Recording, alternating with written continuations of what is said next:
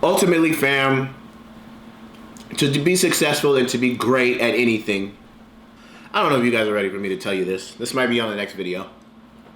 No, I'm gonna tell them anyway.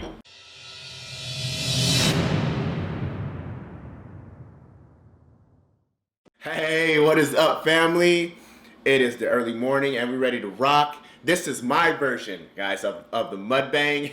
We don't have a spread here, but this is the my first meal, breakfast meal, and we're gonna give you guys a few meals on what's on my plan and what it takes, guys, that's gonna win this year's Olympia. Okay? As far as my meals is concerned, we're gonna just banter through this, and we're gonna talk to you guys. I'm gonna show you guys what I like to listen to, my favorite songs right now that I like to listen to and bounce to in the morning to get me going.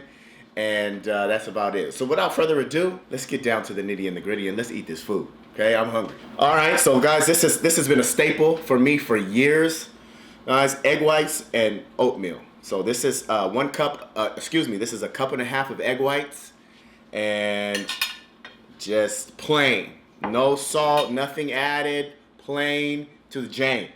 And this is definitely a favorite of mine. I never lose a taste for this. Never ever have lost a taste for this over the years. This is 1 cup of oats. It's a cinnamon in it, and this is 2 heaping tablespoons. Let me repeat, heaping tablespoons of peanut butter. Can't go without the peanut butter. Sometimes I'll put bananas in it, but I will never go without PB. All right? So, yeah, that gets the first bite.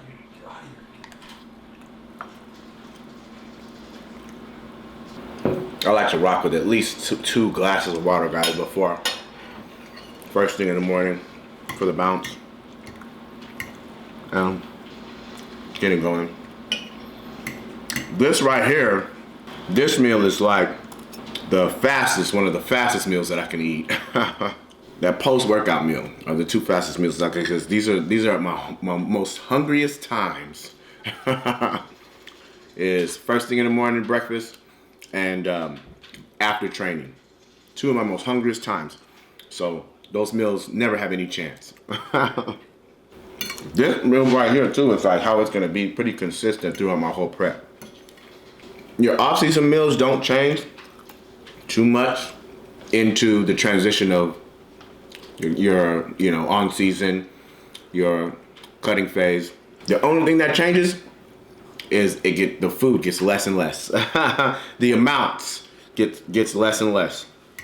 It's really the only thing. With maybe minor alterations here and there. My Vital HD, guys, I don't go without it. Why would you ever go without your vitamins every morning, right?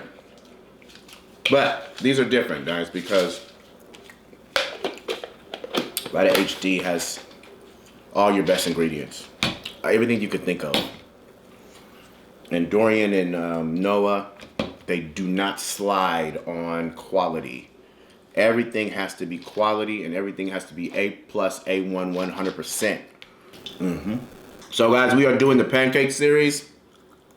We are rocking and rolling underway right now. I think we are 8 episodes in. Really enjoying your guys' comments about it. Really enjoying rocking and rolling with you guys and having you guys follow along. Let's continue to rock out with it. Let's continue to move with it strong. And we're going to be going from here on out, guys, all the way through till the Olympia. So we got lots of videos and content to bring your guys' way. Lots. 2 videos a week right now, guys. And we're looking to increase it to maybe 3. I know all of my followers that have been following the series want to reiterate and remind you guys, and definitely introduce it to the newcomers of the ebook that's associated with the Earn Your Pancake series, guys. Detail oriented, and it'll have you grabbing your whole wow factor. You grab a hold of it and you're not going to want to let go, because you're going to have so much wow factor. You're going to keep on going and going and going and going and keep the locomotion. Very proud of how much we've worked hard on that, and very proud to present it to you guys. We're giving you guys daily life of eating. Well, we're going to do 2 meals, and then the rest of the meals are pretty much the same. My version of MukBang, Breon Ansley version. MukBang. M-U-K, right? My Breon Ansley's version of MukBang, fam. So guys, classic is what it's going to be this year. Regain the title and reclaim, right? We're not going to be reclaiming a 212 title, so everybody that wants to keep asking about 212 can stop asking about that this year. If we're so blessed enough to regain that title back, I will do everything in my part, and I will bring the physique necessary for sure. For sure. Then who knows? We might look to another challenge as of next year. But as of here, right now, it's all for the classic title. It's all for the classic gold. All right, done with the eggs. Oats for the damn win. Pretty much what I'm gonna have on a cheat day, guys. If it's on the cleaner side, my cheat day is gonna be, or my cheat meal, excuse me, because I'm not having days. Nobody should be having days out there. Okay, even the fittest of people shouldn't be having cheat days. It probably will consist of this oatmeal with, like I said, the raisins, the bananas, the stevia. Aside from that, it'd probably just be pancakes, maybe a burger, and then probably cheesecake.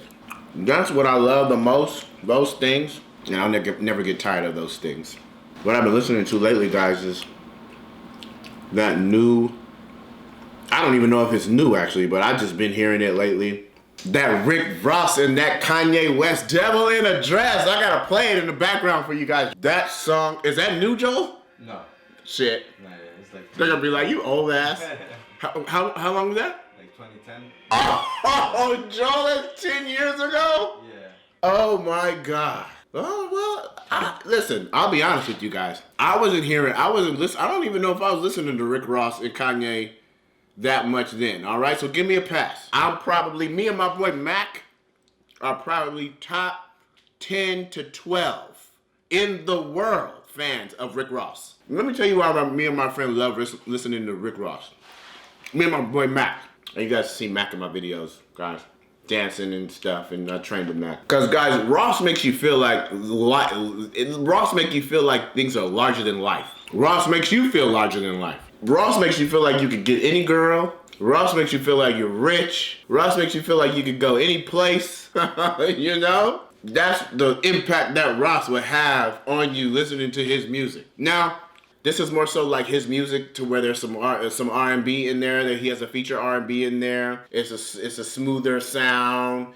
It's a more, playeristic vibe. Not more so the hardcore. I like more of his hardcore stuff too, but more so songs like Super High with Neo.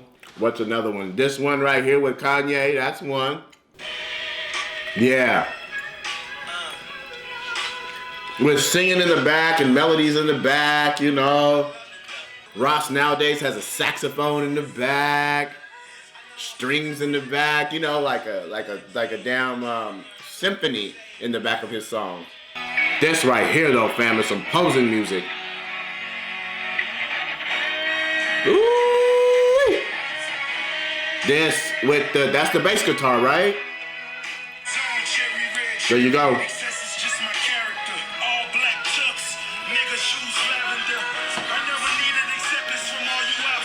Okay. And that's it. And I'm probably gonna be bumping that all weekend.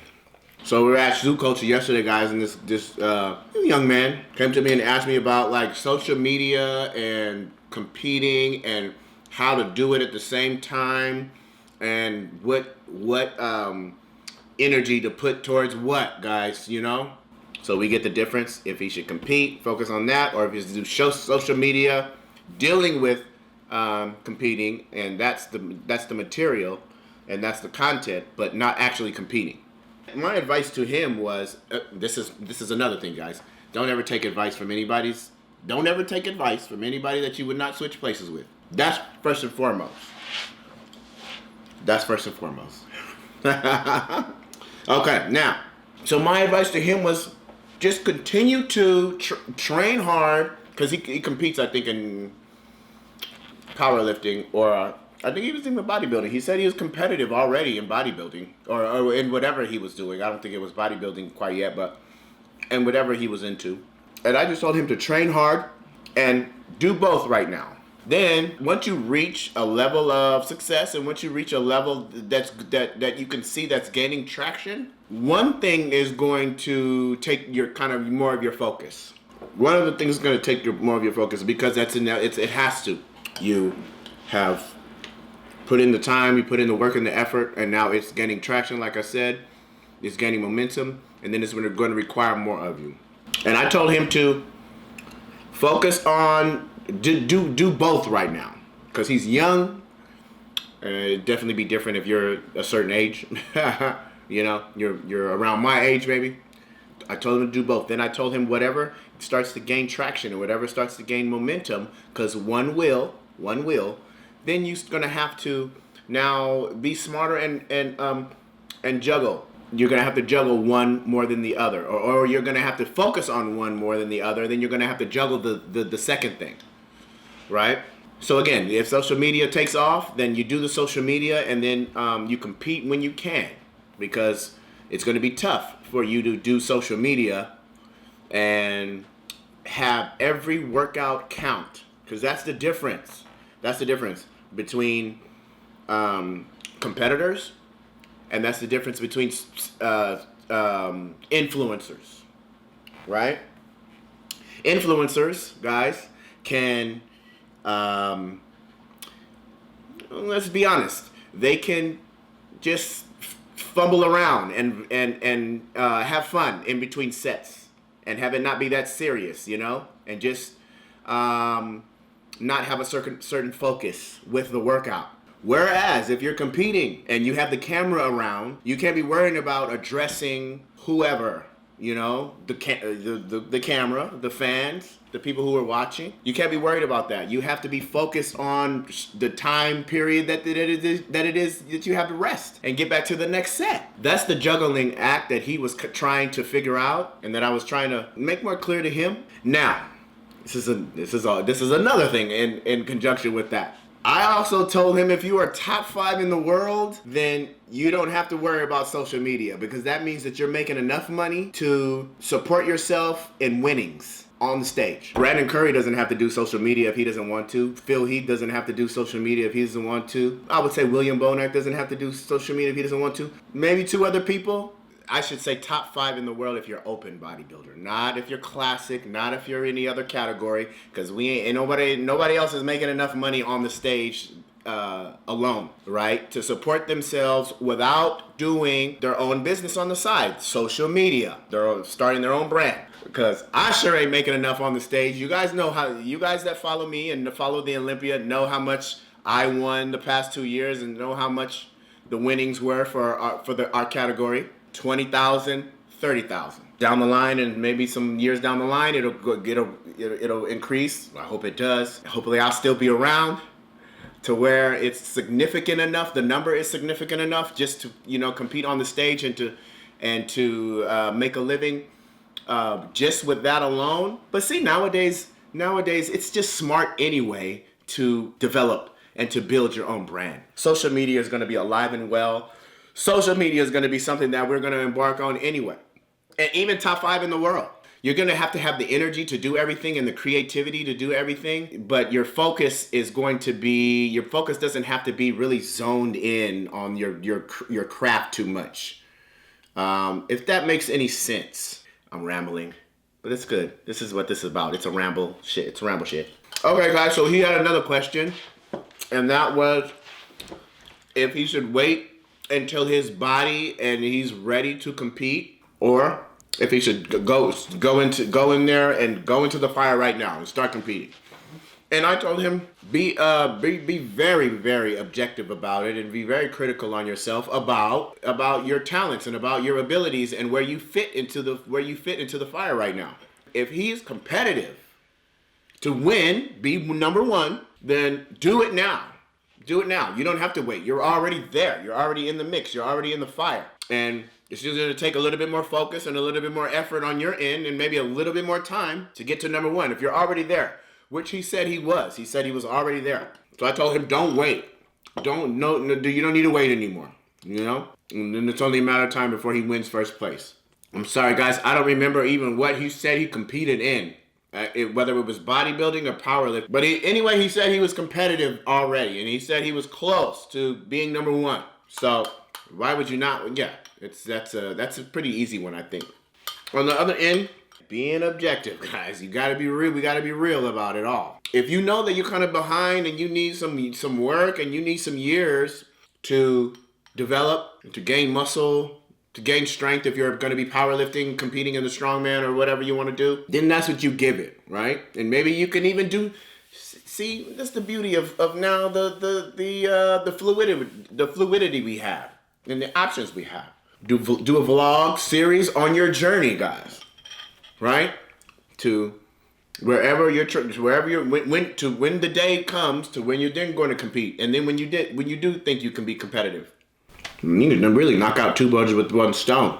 Ultimately, fam, to be successful and to be great at anything, I don't know if you guys are ready for me to tell you this. This might be on the next video. No, I'm gonna tell them anyway. To be great, guys, at something, you can't be good at. You can't be great at multiple things. You have to be great at one thing. It's gonna be one thing.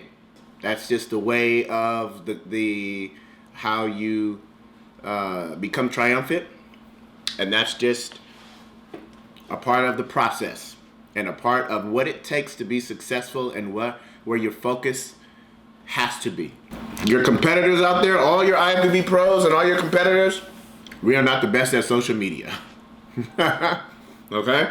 We are not the best at content. We are not the best at social media. We are not the best at knowing algorithms. We are not the best at knowing all this stuff because we don't have too much time for it. We don't have too much time for it. We don't have too much time to figure all that out and put that type of energy towards that, because what's going to happen? The energy towards being on the stage and to the work that needs to go on the stage has to take a back seat. And that can't happen, right? Because that's baby. That's baby. And vice versa.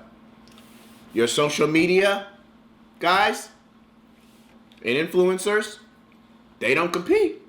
They don't compete because their energy is dealing with the social media, dealing with the algorithms, dealing with what clicks and what's going to get the views and what people want. And not to say that we don't try our best to give you what you want. You understand me when I'm just talking about the focus. You understand me when I'm just talking about the priority. Okay? And that's pretty much it in a nutshell. That is pretty much it in a nutshell. Hats off to all those, because this social media thing is tough. I love doing it for you guys, and I love giving it to you guys, but it's tough, guys, to juggle it and to be on top of it while just going through the day-to-day activities of trying to be number one in the world and trying to reclaim the title. It's tough. But hey, not complaining about it, just saying it's an added thing. It's an added thing that now you got to juggle. And you got to be a professional about it. And I asked for it. We asked for it. I'm done with this oatmeal, by the way. All right, fam. So see you in a few hours with meal number 2, which would be which is going to be the pre-training meal. And again, my version, Breon Ansley's version of mukbang. Okay, to the family. Here we are. We are back. Mukbang, Breon Ansley style. This is pre-training meal, fam. All right. What we have is 8 ounces of bison.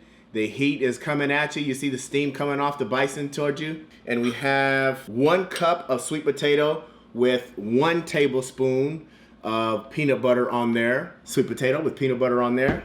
It's the bison. And what we're going to do also is we're going to drizzle 1 tablespoon of our Udo's 369 blend. If you guys saw my day in the life of eating video a month and a half, 2 months back, you'll know that I really love this stuff, and I really use this stuff as a good fat source. We're gonna eyeball the tablespoon right here from this tablespoon. Yeah, just like that. Here we go. Let's eat and talk. Oh, that was another question, actually. That was another question.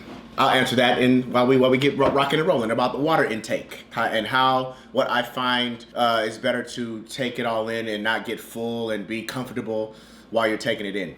All right, guys. So this is Breon Ansley's MukBang, excuse me. And I'm sure to all my Korean family, to where this originated, much love to y'all. Love my Korean supporters, Korean fans. You guys are amazing.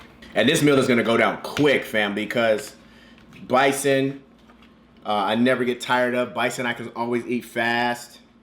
Bison is not dry. More of my chicken meals are dry, but bison is it. So while we're doing this, we're gonna answer 3 questions that you guys asked me. Question number 1 was, how much do I weigh right now? And what does my weight have to go, or what's my weight cap when I compete? I weigh around 214, 213 right now, guys, in the morning. First thing in the morning is around 214, 213. Fluctuate between 213, 214 right now. And my stage weight is 180 pounds. So you got it, a whopping 35 pounds or so, 33, 34 pounds that I have to lose. Usually at this time, or when I'm 18 weeks out, 17 weeks out as of next week, guys, my weight is about 205, 206. So I'm not, too out of range. I'm about maybe 8 pounds, 7, 8 pounds heavier, with hopefully that much more muscle, not much more development. We'll be bringing it down. I think if you have to lose around 40, 45, definitely 50 pounds, guys, to be lean and for your stage weight, I think it's too much. You're putting your body through too much. You've gotten too big. You have to come down too far, and you're gonna have to lose too much muscle, too much quality to lose that much weight, 40, 45, 50 pounds. 30, I think, should be max, guys. 30 should be max.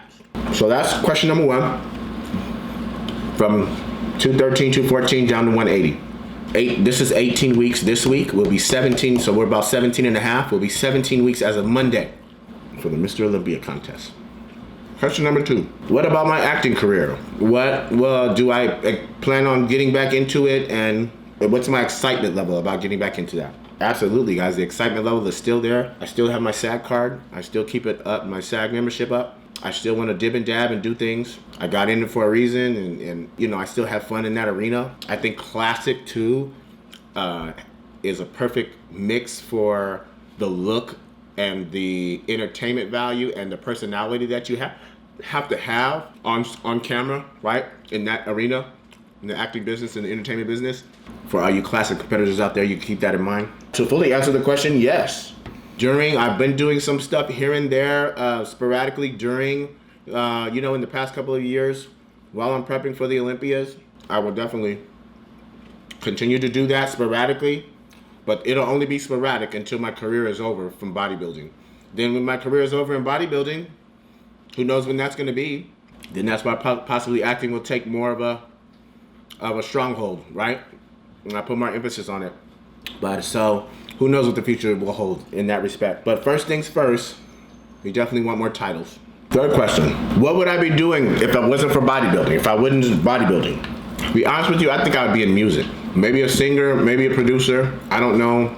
I love music, man. And I would want to create music like R&B, soul music with some hip hop. That's my vibe. Not too hardcore all the time, but that's my vibe, like R&B, hip hop, soul. Yeah, even all the way soul, and even some funk and some soul. I like all types of music though, but when I'm feeling myself and I'm feeling the world around me at the best, that's what kind of music that I'll go to. I even like alternative music. I like trap music. I don't know if I can do. I like the lyrics of country, you guys. I will say that. I like the lyrics, but just I like music with a bass line, with a nice beat to it. And country doesn't really bring that to the table. Does country have a bass line and a beat to it? Not the oh, I wanna take that's new style country. That's a different twist on it. I'm talking about like original country to the core. Does it have a bass line? So fam, I like new country then, because it has a bass line. So pretty much I like everything, but to the core, that's my favorite that's my favorite style. I mean, honestly, you guys see me all the time, with my morning bouncing the music and and giving you guys that vibe and that energy. So you could probably guess that. So that's why this is Breon and Ansley's version of mukbang, fam, because well, the mukbang videos, they don't finish the food, right? Because it's more of a spread and it's more just of having it all there and just kind of, I guess, slopping over it or picking at it. To the contraire, mon frere here. We got to finish this damn thing. Okay, we got to clean the plate, fam. We need all this food to go where it needs to go so we can train.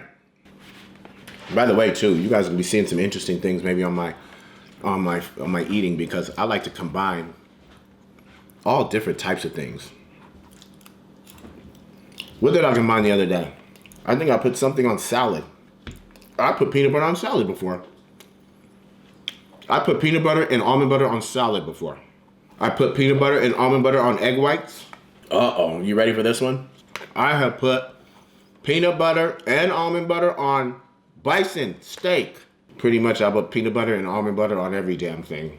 I love it just that much. And I didn't even really like peanut butter and almond butter before bodybuilding, But this is what happened. This is how I grew to love peanut butter and almond butter so much. When I started to feel, when you diet, guys, you start to feel a little deprived of things, right? When I wasn't able to have peanut butter and almond butter were the foods that I was able to have kind of to take the edge off, okay?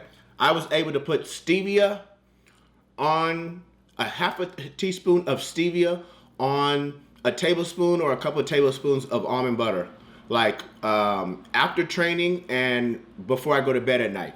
And man, when I tell you that tasted like the sweetest thing ever, when my palate was just so used to being bland and not eating those things, that's how I grew into peanut butter and almond butter. Also, guys, I wasn't even a foodie. I would consider myself a foodie.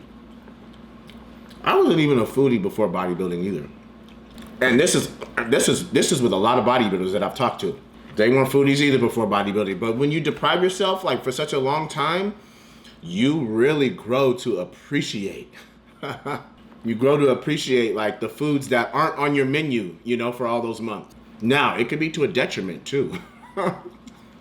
For damn sure, it could be to a detriment because, well, two ways that it could be to a detriment.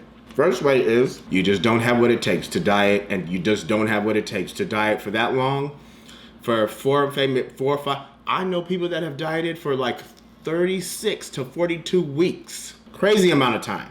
And they've been on, a strict regimen and a strict diet for that long. Some people just don't have it in them to not cheat and go off the plan. Because I'm not gonna lie to you guys. Sometimes it starts to work on your mind and your mental fortitude. Bottom line is, are you gonna break or not? I'm just rambling. What else was I saying? I was saying a couple of reasons.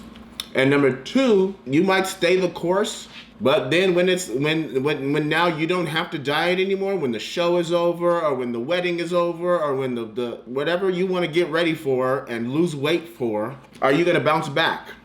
Are you gonna now go and eat whatever it is you want, or just kind of indulge? Many have, and I'm not gonna lie, be straight up with you guys, I have. And I've gotten to the point where I put on like 20 pounds in like 3 weeks. In less than 2 weeks. 20 pounds in 2 weeks, and my ankles would get swollen, and my wrists would get swollen. Then what you start to think about is like, I've gotten to the point to where I can't stop too. I know that I'm full. This is after the show. After the show. I know that I'm full, and I understand that I'm full, and I'm getting full. But my eyes and my stomach just still doesn't want to stop. I still want to keep going. Then I'm like, damn, do I have an eating disorder? You start to question if you have a damn eating disorder. But no lie though, it can get to the point to where you just can't stop, and you're aware of everything and conscientious of everything that's going on. I mean, those were in my more beginning years of competing, but now not so much. I've been doing it for a little bit, and I've got control over the habits, and I can control my body and my urges and my cravings a little bit better. Man, it's a real deal. It's a real deal. And really, ultimately, guys, food doesn't owe us nothing. It's always going to be there. The treats are always going to be there. Whatever you want is always going to be there. But you can't tell us that when we think we're starving at the moment.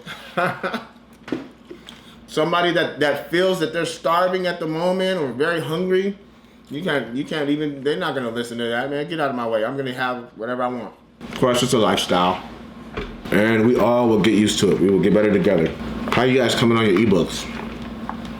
How you guys coming on your progress? How you guys coming on your note taking? Are we making progress every week? Are we making progress, every 2 weeks, every 3 weeks? Because guys, make no mistake about it, when your performance changes and when your performance gets better and improves, right? It is inevitable that your body will follow right behind. It will improve, that it will change. And then ultimately, with the consistency, that's when we start to see our wow factor. And I know we want that. It was mixed, man. On the Cardi B video, the Megan Thee Stallion video, the WAP video. I even had my dad send me a text about it. You guys gonna meet him soon too. Have you guys ever seen my dad here on YouTube? I don't think so. Y'all will meet him soon. He's a character. You'll see where I get it from. More power to all the women out there who think they have a WAP, or sure they have a WAP. More power. That video did like record-breaking numbers on any YouTube music video ever. Crazy.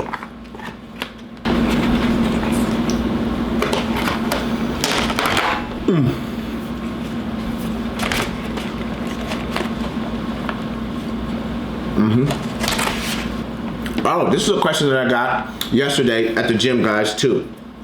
This is a good one. And this guy was like, how do I make my lower lats bigger? How can I get more development? You have to put more frequency to the muscle and put more calories while you're around when you're training that muscle. That's the only thing that any of us can do. Anybody, when they want bigger anything, muscularity wise, that's the only thing that you can possibly do. Can't do anything else. So I recommend training that body part 2 to 3 times a week. The day before, preferably from 5, 6, this is when the metabolism starts to slow down, right? Preferably 5, 6, 7 o'clock the night before, and especially the day of. You're increasing your calories by 50% at least. You can double them and do 100%, but at least 50% from the night before and to the day of when you train that specific body part. Now, this is how you can do it. You can go 2 times per week. You can break down the muscle extremely hard, tear down the muscle fibers, and really tap into the secondary muscle, and then do a third day of just kind of a blood flow pump exercises to the specific muscle. You might need to do that because you might be really sore from the other 2 exercises, right? So say like on a Monday, you hit it really hard, and maybe then on Wednesday or Thursday, you do another, you do just a pump, right? Some pump exercises and get some blood flow there. And then maybe on Saturday, right, or Sunday, well, maybe Saturday, because it's not a Sunday, because you're hitting it back again on Monday. So maybe Saturday, you hit it hard again, and you tear it down again. And then that's how it rotates, guys. So if you hit it hard again on Saturday, you're not going to be able to hit it hard again on Monday. The Monday would go into a blood flow day, right? The Monday would go into a blood flow day, and then maybe on Tuesday or Wednesday, you hit it hard again, tear down the muscle. And then on another Saturday, probably give it 3 or 4 days, you tear down the muscle again. Guys, you follow that regimen, you follow that plan, there should be no problems. As we take our last bite of sweet potato. You know we gotta lick the spoon when there's peanut butter involved. without a doubt. So that was meal number 2, guys. It is time to train. It's time to get down to the nitty and the gritty. Breon Ansley's version of MukBang. Coming to you live. Thank you guys so much for taking a run with me and following along in everything I have going on with this Earn Your Pancake series, with the ebooks. And right, we're having fun with this thing. So I'm gonna leave you guys here. This is Road to Reclaim for number 3, right? They say that that's a dynasty and a legacy. And we're going for it. So, love y'all, and we'll see you on the next video.